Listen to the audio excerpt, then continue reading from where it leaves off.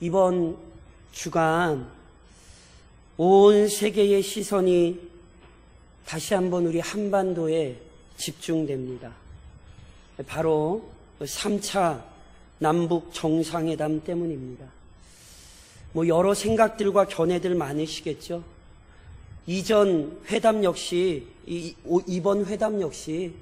이전 회담들과 마찬가지로요, 정치적인 견해에 따라 달리 해석하고 또 달리 바라보고 그렇게 평가할 것입니다.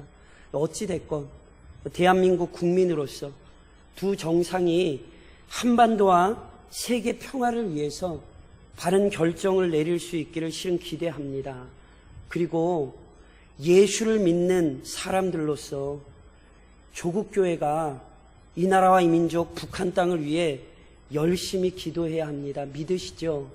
무엇보다 북한 땅에 거룩한 공동체, 즉 교회가 회복되고 강건해지기를 간구하셔야 합니다. 1907년 평양 대부흥운동. 평양은요, 세계교회 역사에서 결코 잊을 수 없는 부흥운동이 일어났던 곳입니다. 하나님께서는 오랜 시간 동안 영적 무지에 사로잡혀 고통당하던 한반도 땅에 복음이 전파되게 하셨을 뿐 아니라 위대하고 놀라운 성령의 역사를 일으키셨습니다. 만일 하나님께서 그토록 놀라운 역사를 이 땅 위에 일으키지 않으셨다면요, 그 이후 조국교회의 성장과 대한민국의 번영은 절대로 이루어질 수 없었습니다. 이것은 역사적인 사실입니다. 하지만 지금의 평양은 그 위대한 부흥운동의 중심지라고는 결코 상상할 수 없는 것이 되어 있지요. 지난주 북한 정권 70주년을 기념하는 구구절에 혹시 텔레비 보셨습니까? 열병식 퍼레이드 이런 것도 보셨겠지만, 평양 만수대 언덕에 세워진 김일성, 김정일 동상 앞에서 북한 사람들이 끊임없이 몰려와서 참배하는 모습 혹시 TV에서 보셨습니까? 한때는 거룩하신 하나님을 예배하던 놀라운 역사의 현장이 지금은 추악하고 부패한 죄인을 마치 하나님처럼 숭배하는 곳이 되어 있습니다. 이것이 얼마나 안타까운 현실입니까? 그런즉 이번 한 주간 북한 땅을 위하여 더 간절히 기도하시는 믿음의 성도들이 되시기를 좀 권면드립니다. 그리고 이렇게 기도할 수 있는 이유가 분명합니다. 창조주 하나님만이 온 세상의 주인이시고요, 그 하나님께서 모든 인생을 지금도 다스리십니다. 잠언 16장이 우리에게 무엇을 가르칩니까? 여호와께서 온갖 것을 그 쓰임에 적당하게 지으셨나니 악인도 악한 날에 적당하게 하셨느니라. 분명히 김정은이도 하나님 손에 있습니다. 우리는 그걸 믿어요. 그리고 하나님은 그 악인을 통해서도 일하실 수 있어요. 예를 하나 들까요? 성경에 보니 하나님께서 이방 사람인 바사왕 고레스를 사용하셔서요, 남유다 백성이 바벨론 땅에서 본토 예루살렘으로 돌아오게 하셨다니까요. 그러니까 하나님은 악인마저도 사용하실 수 있어요. 그러니 기도하셔야 돼요. 하나님의 손길을 기대하며 기도하십시오. 물론 우리나라의 지도자들을 위해서도 기도하셔야죠. 빨간색이냐 파란색이냐 노란색이냐 따지지 마세요.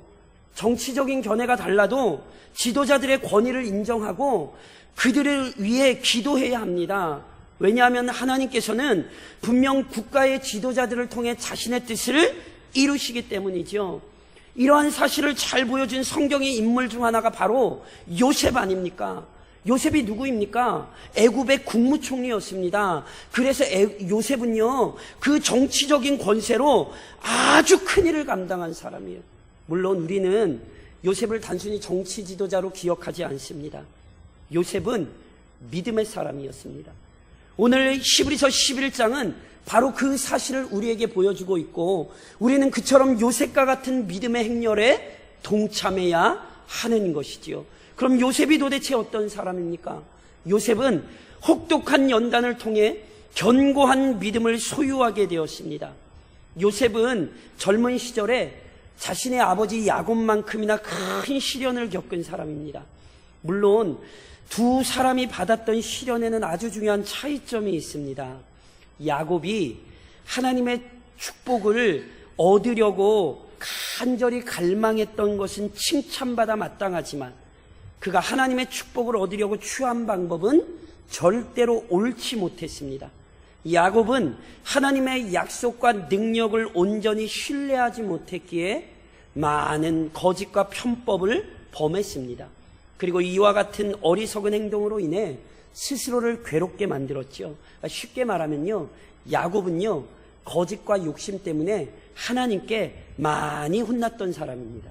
그래서 이렇게 혼나면서, 즉 징계받으며 다듬어지고 성숙되어진 사람이죠. 반면 요셉의 경우, 욥의 경우처럼 의로운 자의 고난을 확인시켜 줍니다. 성경은요, 요셉의 고난이 요셉 자신의 허물과 죄악 때문에 발생한 것으로 절대로 설명하지 않습니다. 오히려 하나님께서는 요셉을 더욱 온전한 믿음의 사람으로 만드시기 위해, 또한 요셉을 통해 자신의 신비로운 섭리를 이루시려고 요셉을 연단하십니다. 시편 105편에 이런 말씀이 있어요. 그가 한 사람을 앞서 보내셨으며 요셉이 종으로 팔렸도다. 그의 발은 착고를 차고 그의 몸은 쇠사슬에 매였으니 곧 여호와의 말씀이 응할 때까지라. 그의 말씀이 그를 단련하였도다. 요셉이 왜 고난받았대요? 그거 다 하나님의 섭리래요. 그래서 하나님의 섭리 안에서 요셉이 형들의 시기와 질투를 받았고 종으로 팔려갔다는 거예요. 게다가 억울한 옥살이도 다 하나님의 뜻 때문에 감당했다는 거예요. 그러니까 요셉은 참으로 힘겨운 연단의 시기를 실은 보낸 사람입니다. 그러니까 분명한 것은요, 야곱처럼 자신의 어리석음으로 인해 징계를 받았든지 아니면 요셉처럼 더욱 견고한 믿음을 위해 연단을 받았든지 결국 하나님께서는 이를 통해 자신의 자녀들을 온전하게 하십니다. 그런즉 하나님의 징계와 연단을 불신하시면 안 됩니다. 시편 119편이 우리에게 가르치는 고백이 무엇입니까? 고난당한 것이 내게 유익이라. 고난당한 것이 내게 유익이라. 이로 말미암아 내가 주의 율례들을 배우게 되었나이다. 아멘이십니까? 아멘이십니다. 우리는 아멘 해야 돼요. 그게 내 죄 때문에 왔든지 아니면 하나님께서 더 견고하게 하시려고 연단하셨든지 큰 환난이나 고통이 하나님의 백성들의 믿음을 무너뜨린 것이 아니라 오히려 살아계신 하나님을 더욱 의지하고 신뢰하는 수단이 되었다는 사실을 인정해야 합니다. 요셉은 바로 이 사실을 보여주는 대표적인 사람이죠. 하나님의 연단이, 다양한 시험이 요셉을 진실한 믿음의 사람으로 성장시켰습니다. 그래서 그 사실을 오늘 본문이 우리에게 나타내는 거예요. 믿음으로 요셉은 임종시에. 성경에 보면 요셉의 인생 중에 그의 믿음의 위대함을 설명할 수 있는 사건들이 여럿 있습니다. 예를 들면 요셉이 어린 나이에 형들한테 종으로 팔렸잖아요. 근데 요셉의 삶을 보시면 형들을 불평하는 모습이 성경에 안 나와요. 오히려 형들 때문에 종으로 팔려갔는데 팔려간 보디발의 집에서 성실하게 일하죠. 그래서 주인의 마음을 기쁘게 하잖아요. 게다가 보디발의 집에서 우리가 잘 아는 사건 나오잖아요. 요셉이 보디발의 아내의 유혹을 어떻게 물리쳤습니까? 창세기 39장에 이렇게 기록합니다. 그 후에 그의 주인의 아내가 요셉에게 눈짓하다가 동침하기를 청하니 요셉이 거절하며 자기 주인의 아내에게 이르되 내 주인이 집안의 모든 소유를 간섭하지 아니하고 다 내 손에 위탁하였으니 이 집에는 나보다 큰 이가 없으며 주인이 아무것도 내게 금하지 아니하였어도 금한 것은 당신뿐이니 당신은 그의 아내임이라. 그런즉 내가 어찌 이 큰 악을 행하여 누구에게요? 하나님께 죄를 지으리. 요셉은요 종으로 팔려가 있지만 자기가 하나님의 사람이라는 것을 한순간도 잊지 않았어요. 보디발 때문에 또는 그 아내가 나빠서 죄를 안 짓는 게 아니에요. 하나님이 나 보고 계시니까 죄를 피한 거죠. 이게 얼마나 위대한 믿음입니까? 심지어 이것 때문에 어디까지 가는 거죠? 옥에까지 갔죠. 근데 아시잖아요. 옥에서도 불평을 하지 않아요. 그냥 성실히 맡겨진 일을 감당해요. 그래서 감옥에서마저 사람들의 인정과 칭찬을 받았잖아요. 그러니까 성경에 보면요, 요셉의 믿음을 설명하려면 여러 부분이 있어요. 그런데 그 많은 인생 가운데에 히브리서 기자가 요셉의 믿음을 설명하기 위해 택한 순간이 언제예요? 임종 때예요. 그러니까 지난 시간에 이미 살펴봤듯이 믿음이 그 능력을 가장 강력하게 나타내는 순간, 믿음을 가장 확고하게 증언할 수 있는 순간은 바로 죽음 앞에서라니까요. 그래서 이삭, 야곱, 요셉은 임종의 때를 예로 드는 거예요. 오해하지 마십시오. 요셉이 젊을 때 보였던 믿음의 행위가 이게 부족하다는 얘기 아닙니다. 다 훌륭한 믿음의 행위였습니다. 오히려 성경은 뭘 얘기하는 거냐면, 요셉이 젊은 시절부터 그렇게 믿음을 지키며 살아왔기에 죽음 앞에서도 그 믿음을 담대히 드러냈다는 사실을 우리에게 알려주는 거예요. 하나님께서 요셉을 연단하신 결과가 뭐예요? 죽음 앞에서도 그의 믿음을 드러내더라는 거죠. 그래서 하나님께서 지금도 우리를 연단하고 계십니다. 그러니 그 믿음을 드러내십시오. 특별히요, 더 나아가 요셉은요, 죽음 앞에서 변치 않는 하나님의 약속을 확신했고 증언했습니다. 요셉이 자신의 죽음 앞에서 드러낸 믿음을 본문은 우선 이렇게 기록합니다. 믿음으로 요셉은 임종시에 이스라엘 자손들이 떠날 것을 말하고, 이스라엘 자손들이 떠날 것을 말하고. 요셉이 죽을 때의 장면은요, 창세기의 마지막 부분에 기록되어 있습니다. 오늘 본문의 내용이 창세기 50장 24절에는 이렇게 표현이 되어 있어요. 요셉이 그의 형제들에게 이르되 나는 죽을 것이나 하나님이 당신들을 돌보시고 당신들을 이 땅에서 인도하여 내사 아브라함과 이삭과 야곱에게 맹세하신 땅에 이르게 하시리라. 이스라엘 자손들이 떠날 것을 말했대요. 이스라엘에게 이루어질 하나님의 일을 증언했어요. 그게 무엇입니까? 이스라엘 자손들이 출애굽을 하여 가나안 땅을 얻게 되는 것이죠. 그리고 실은 이러한 요셉의 유언은요, 단순히 개인적인 희망사항이 아니었습니다. 이것은 바로 하나님께서 아브라함을 부르실 때 주셨던 절대로 변할 수 없는 약속이었죠. 하나님께서 아브라함을 부르셨잖아요. 왜 아브라함을 부르셨어요? 하나님은 단순히 아브라함 한 사람 구원하시려고 부르신 것 아닙니다. 하나님께서 아브라함 부르실 때 하늘의 별과 같고 바다의 모래와 같은 많은 후손들 약속하셨잖아요. 그러니까 다시 말씀드리면, 하나님께서는 우상을 숭배하던 아브라함을 불러내실 때에 이미 헛된 우상이 아니라 살아계신 하나님을 섬기는 경건한 공동체를 계획하신 거예요. 그리고 이 거룩한 하나님의 백성들이 거주할 공간으로서 가나안 땅도 약속하신 거죠. 그러니까 이처럼 부름받은 하나님의 백성, 이것이 이스라엘의 정체성이고요, 하나님의 백성들이 하나님을 예배할 수 있는 장소, 이게 가나안 땅이라니까요. 그러니 이스라엘은 언제까지나 애굽 땅에 머물러 있을 수 없습니다. 요셉은 유언을 통해 이스라엘 백성에게 다시금 이 사실을 기억시킨 거죠. 그리고 이 유언은 아주 중요했습니다. 왜 그러할까요? 요셉은 바로왕의 신임을 얻으며 애굽에서 큰 권세를 누렸습니다. 게다가 요셉이 왜 국무총리가 됐는지 아시죠? 하나님께서 바로의 꿈을 해석하게 하셔서 요셉으로 하여금 큰 흉년을 미리 대비하게 하셔서 당시 근동 지역의 수많은 생명을 살리셨어요. 그러하니 어떤 사람도 요셉의 가족인 이스라엘을 함부로 대할 수 없었습니다. 하지만 이런 상황은 오래가지 못했습니다. 이스라엘이 애굽에서 당하게 될 고난을 하나님은 이미 아브라함에게 말씀하셨어요.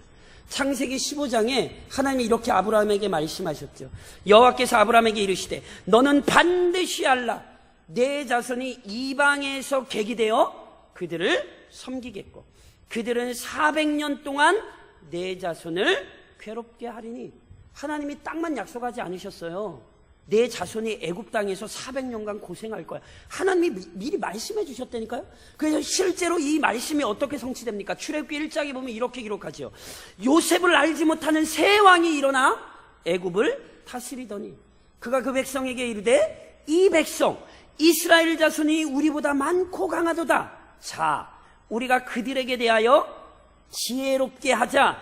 두렵건대 그들이 더 많게 되면 전쟁이 일어날 때에 우리 대적과 합하여 우리와 싸우고 이 땅에선 나갈까 하노라 하고 감독들을 그들 위에 세우고 그들에게 무거운 짐을 지어 괴롭게 하여 그들에게 바로를 위하여 국고성 비돔과 람셋을 건축하게 하니라. 너무 잘 아는 말씀이시잖아요. 애굽왕 바로가 이스라엘 백성을 압제했죠. 이거 그냥 이루어진 것 아니라니까요. 하나님께서 이미 말씀해 주셨어요. 그리고 그대로 이루어졌어요. 그런데 애굽의 압제만 그대로 이루어진 것입니까? 아니죠. 출애굽도 약속하셨잖아요. 그러니까 이스라엘 백성은 반드시 애굽 땅에서 나갈 거란 말이에요. 요셉은 이 사실을 알았어요. 그리고 이 사실을 이스라엘 백성들이 알아야 됐어요. 왜요?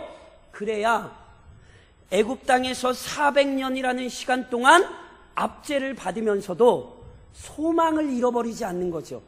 하나님이 언젠가 이곳에서 우리를 구원해 내실 거야. 하나님이 우리 조상들에게 약속하신 대로 우리를 이끌어내셔서 약속하신 땅으로 인도하실 거야.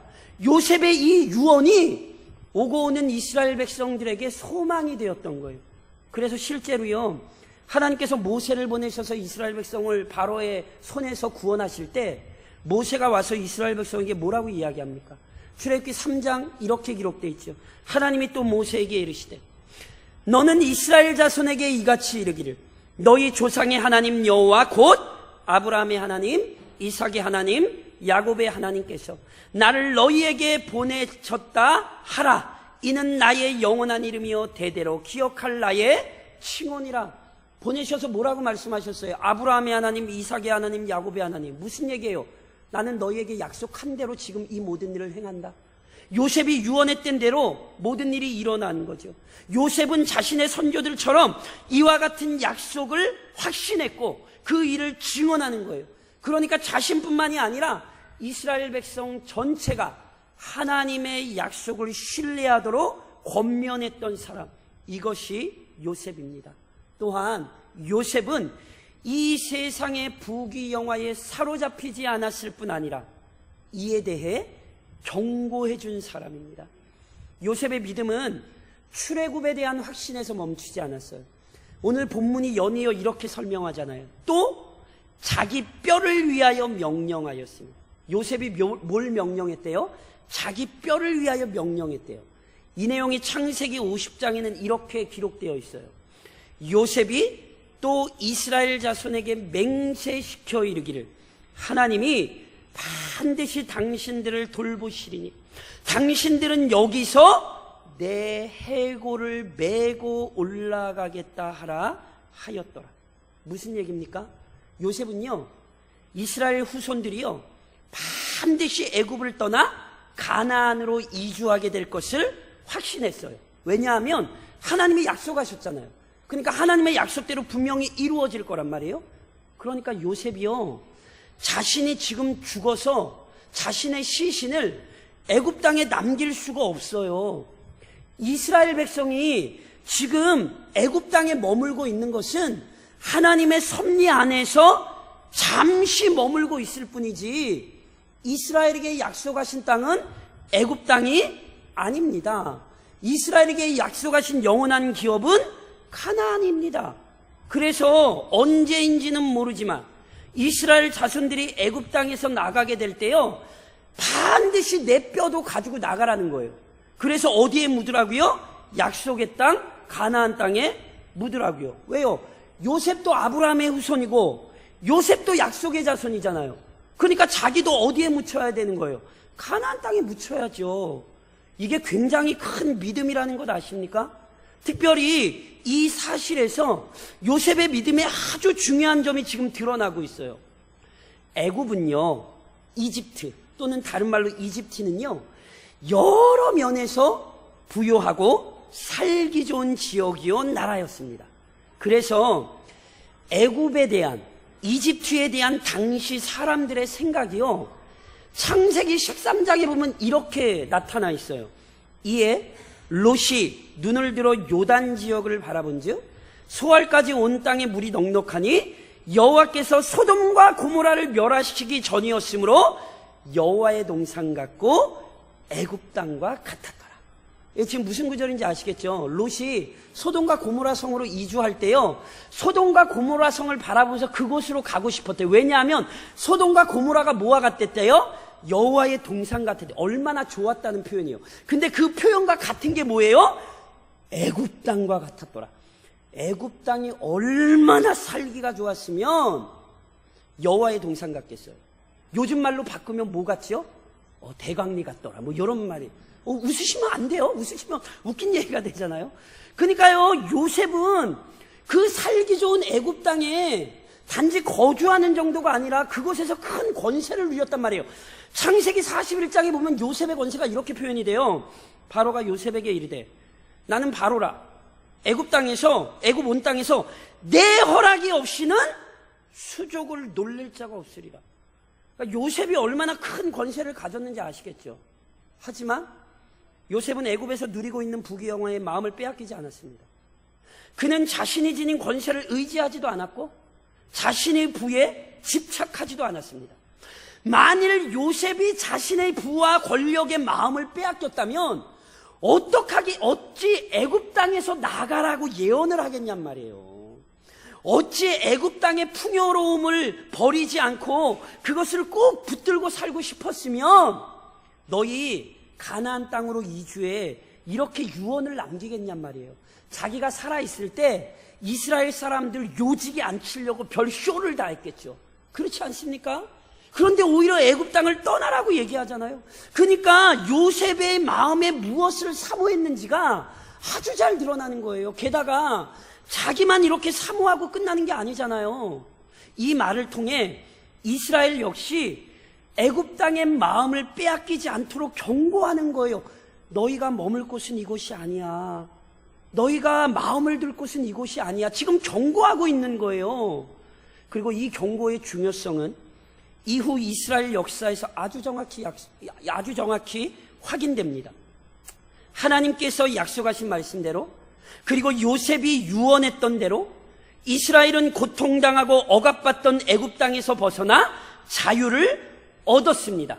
이 얼마나 놀라운 일이, 얼마나 복된 역사입니까?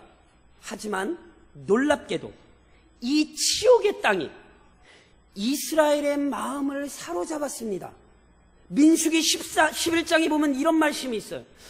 그들 중에 섞여 사는 다른 인종들이 탐욕을 품음에 이스라엘 자손도 다시 울며 이르되 누가 우리에게 고기를 주어 먹게 하랴?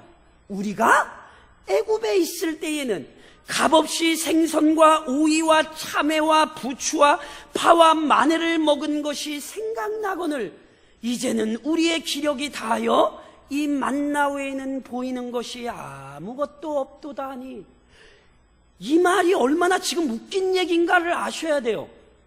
위대한 기적을 통해 애굽을 벗어났어요.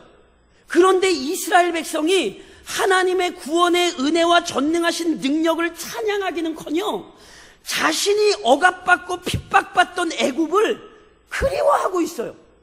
아니, 애굽 땅에서 종으로 살던 사람들이 마치 애굽 땅에서 자신들이 풍족한 걸 누렸다는 식으로 추억을 떠올리며 그 고통에서 벗어나게 하신 구원자 하나님을 원망하고 있는 거예요.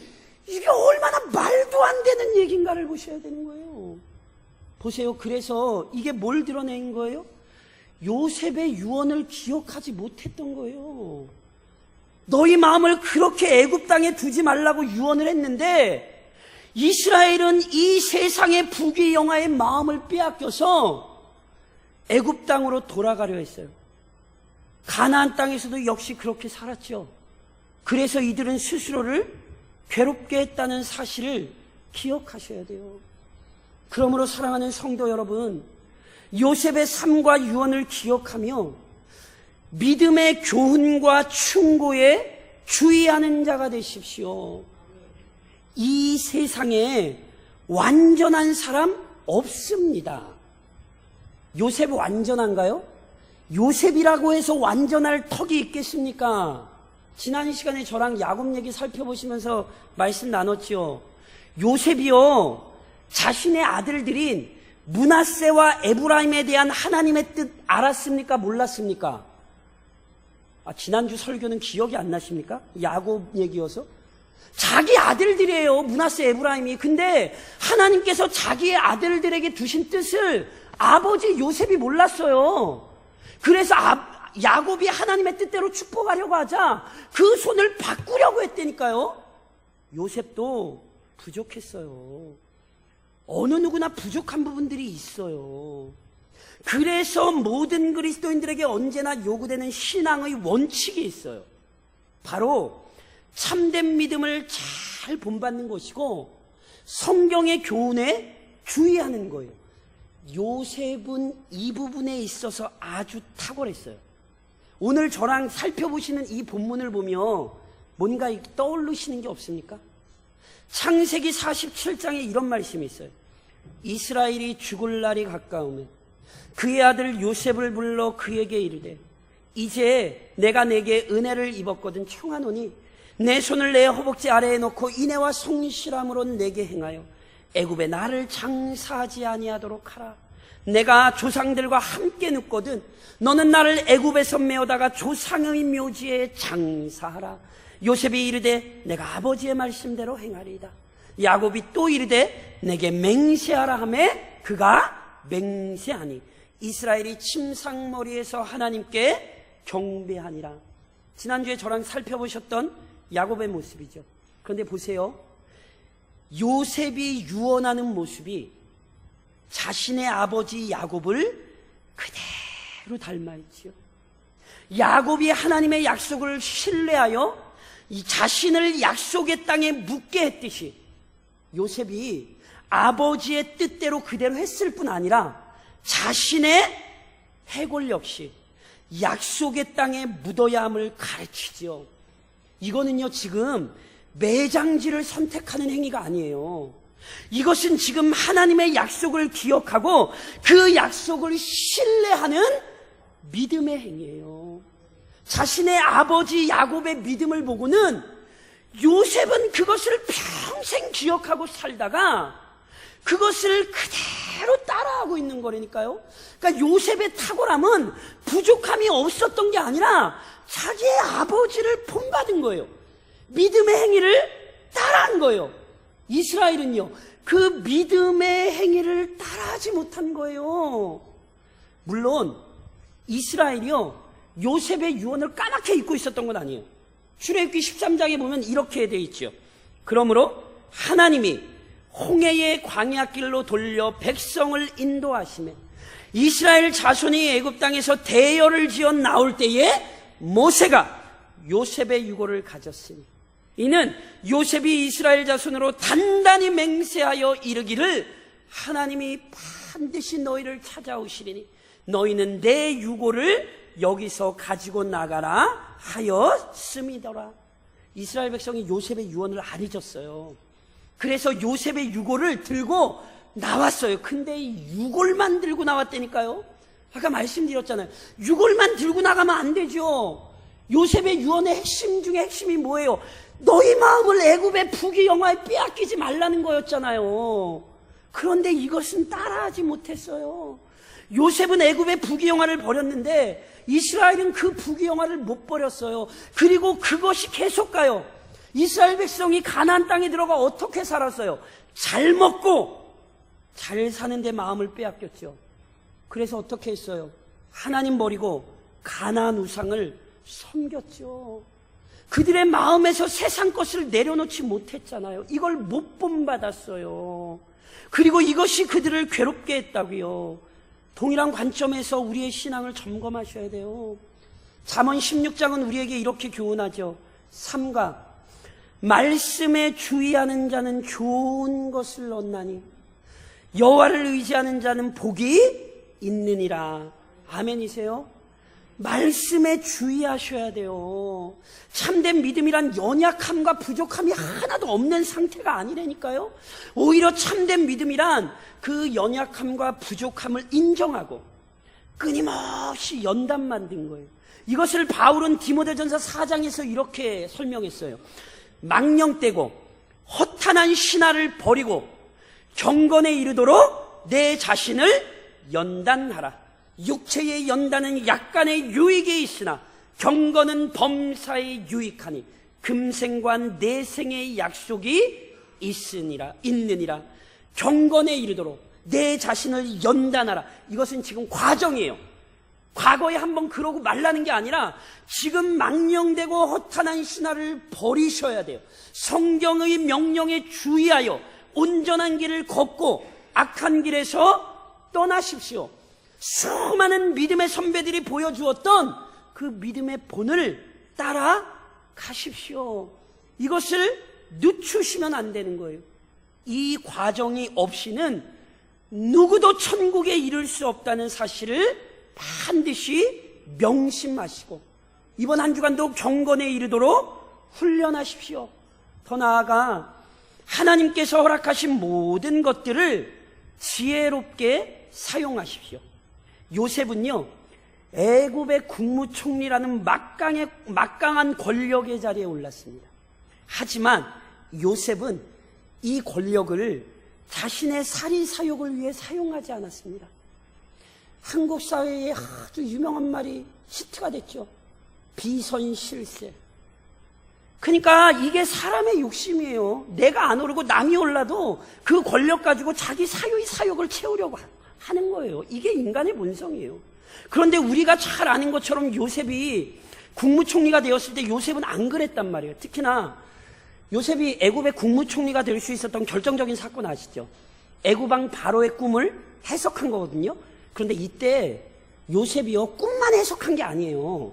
창세기 41장에 이렇게 기록되어 있어요. 이에 바로께서는 명철하고 지혜 있는 사람을 택하여 애굽 땅을 다스리게 하시고 바로께서는 또 이같이 행하사 나라 안에 감독관을 두어 그 7해 풍년에 애굽 땅의 5분의 1을 거두되 그들로 장차올 풍년의 모든 곡물을 거두고 그 곡물을 바로의 손에 돌려 양식을 위하여 각 성읍에 쌓아두게 하소서.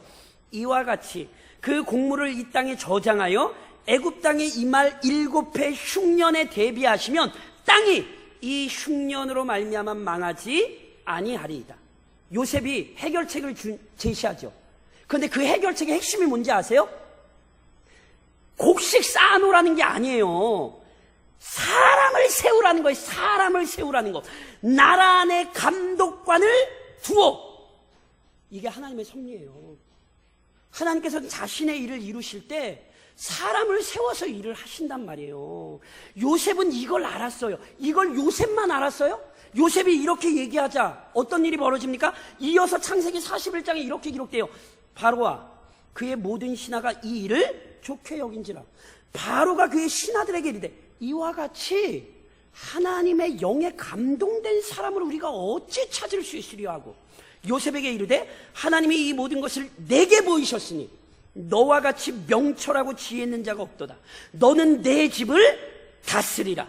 내 집이 내 백성이 다 내 명령에 복종하리니 내가 너보다 높은 것은 내 왕자뿐이니라. 요셉의 얘기를 바로도 알아듣죠. 그래서 뭐래요?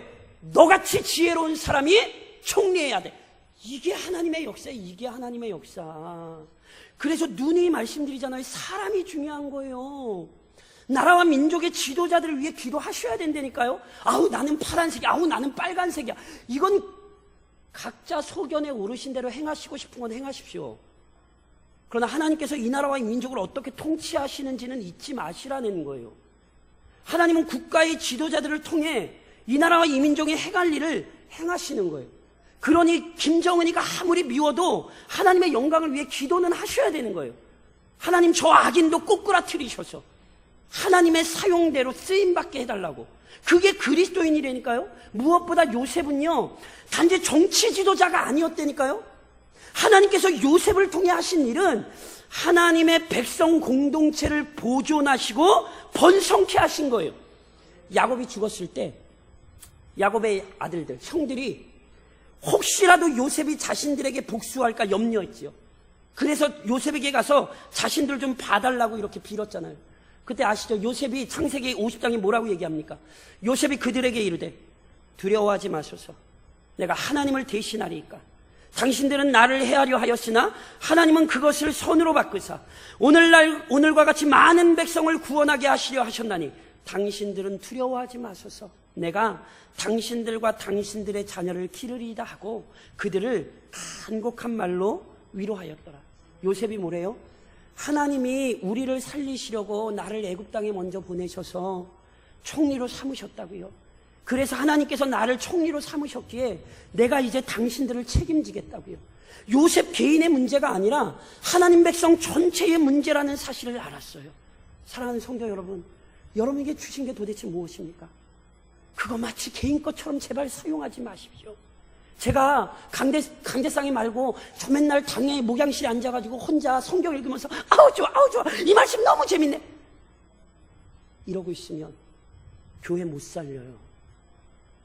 저는 개인의 영광을 위해 제가 이곳에 서 있는 게 아니라 교회의 영광을 위해 이곳에 서 있는 것입니다.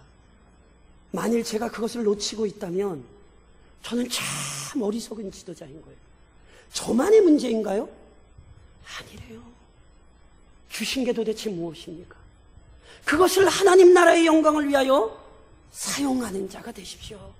그리고 신비롭고도 오묘한 방법으로 자신의 뜻을 이루시는 하나님을 신뢰하십시오.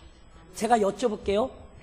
아브라함에게 주셨던 권위, 장자의 권한 누구에게 주어졌죠? 잘 모르세요? 이삭에게 주어졌습니다.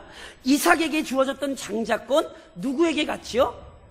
야곱에게 갔습니다. 다시 묻겠습니다. 그럼 야곱에게 주었던 장자권 누구에게 갔습니까? 예. 우선 출애굽기 4장에 보시면 이렇게 기록되어 있습니다. 너는 바로에게 이르기를 여호와의 말씀에 이스라엘은 내 아들 내 장자라. 장자권 누구에게 갔습니까? 이스라엘 전체에게 갔습니다. 개인으로 간 게 아니라 이제 민족으로 확대되는 거예요. 그러나 또 아시는 사건이 있죠. 분명히 성경은 또 다른 일을 기록해요. 뭐요? 루벤이 서열로 보면 첫 번째인데 그 장자권이 누구에게 가요? 역대상 5장에 보면 이렇게 기록되어 있어요. 이스라엘의 장자 루벤의 아들들은 이러하니라. 루벤은 장자라도 그의 아버지의 침상을 더럽혔으므로 장자의 명분이 이스라엘의 아들 요셉의 자손에게로 돌아가서 족보의 장자의 명분대로 기록하지 못하였느니라. 장자의 명분이 누구에게로 돌아갔죠? 요셉에게로 돌아갔습니다. 그래서 요셉은 실제로 요셉의 두 아들이 두 지파가 됩니다. 왜냐하면 장자의 복은요 2배를 받는 거거든요. 그래서 요셉의 아들 둘이 이스라엘의 12지파에 당당히 두 사람이 이름을 넣게 되는 거예요. 루벤이 뭐 했기 때문에? 아버지의 쉽게 따지면 어머니와 동침을 하는 죄악을 범했기 때문에. 근데 이것만 하시면 안 돼요. 여기에 더 신비로운 섭리가 있어요. 야곱이요 삼촌 집에 가서 있는 동안 결혼을 합니다. 원래 야곱은 누구와 결혼하려고 그랬냐면 라헬과 결혼하려고 그랬어요. 그리고 삼촌과도 그렇게 약속을 했어요. 그런데 아시죠? 약속한 7년이 되었을 때 삼촌 라반이 야곱을 속여서 라헬이 아니라 레아를 줍니다. 이거 합법합니까? 불법합니까? 기억하십시오. 하나님 보시기에는 합당하지 않습니다. 야곱은 당했습니다. 그래서 보세요. 하나님께서 주신 장자의 권한이 레아의 아들인 루벤에게 가지 않고 원래 라헬의 첫 번째 아들인 요셉에게로 가는 거예요. 이게 얼마나 무서운 하나님의 섭리인지 보셔야 돼요. 삼촌 라반이 그것을 막으려 했으나 하나님의 계획은 막히지 않았어요. 라반만 막았나요? 아니에요. 요셉의 형들이 막으려고 그랬죠. 요셉 죽이려고 그랬죠. 그러나 그것이 막혔나요? 안 막혔죠. 수많은 고난이 이것을 마치 막을 것처럼 보였어요. 그런데 막았어요? 못 막았어요? 못 막았어요. 성경이 요셉의 얘기를 통해 우리에게 뭘 얘기한 줄 아세요? 하나님께서 우리에게 작정하신 복은요 절대로 상실되지 않아요. 하나님께서 우리에게 허락하시고자 하는 복은 반드시 우리에게 성취되는 거예요. 이걸 크게 두 가지로 생각하셔야 돼요. 하나님께서 나에게 작정하신 연단도 못 막아요. 내가 연단 안 받고 싶다고 해서 받을 수 있는지 아세요? 제가 예전에도 이런 말씀 드렸죠? 요셉이 감옥에서 실은요, 로비 아닌 로비했어요. 떡 굽는 관원장, 술 맡은 관원장, 꿈 해석해주면서 분명히 술 맡은 관원장에게 뭐 부탁하죠? 당신 나가면 내 억울함 좀 풀어달라고. 그런데 술 맡은 관원장이 자기 풀리고 나서 까맣게 잊어요. 하나님께서 연단 받게 하실 때까지는 그 연단 받아야 돼요. 절대 못 나와요. 동시에 하나님이 복 주실라 그러면 그것도 아무도 못 막아요. 그래서 로마서 8장에서 바울은 우리에게 이런 걸 가르쳐요. 내가 확신하노니 사망이나 생명이나 천사들이나 권세자들이나 현재일이나 장래일이나 능력이나 높음이나 깊음이나 다른 어떤 피조물이라도 우리를 우리 주 그리스도 예수 안에 있는 하나님의 사랑에서 끊을 수 없으리라. 그런즉 사랑하는 성도 여러분, 하나님의 주권적인 섭리, 여전히 우리 안에서 신비롭게 일하시는 그 손길을 의지하십시오. 징계가 됐던 연단이 됐던 우리는 지금 하나님 손에서 성장하고 있습니다. 그러니 이번 한 주간도 요셉이 그러했듯이 각자의 자리에서 묵묵히 믿음을 따라 살아가시기를 우리의 머리가 되시는 주님의 이름으로 간절히 권면드립니다.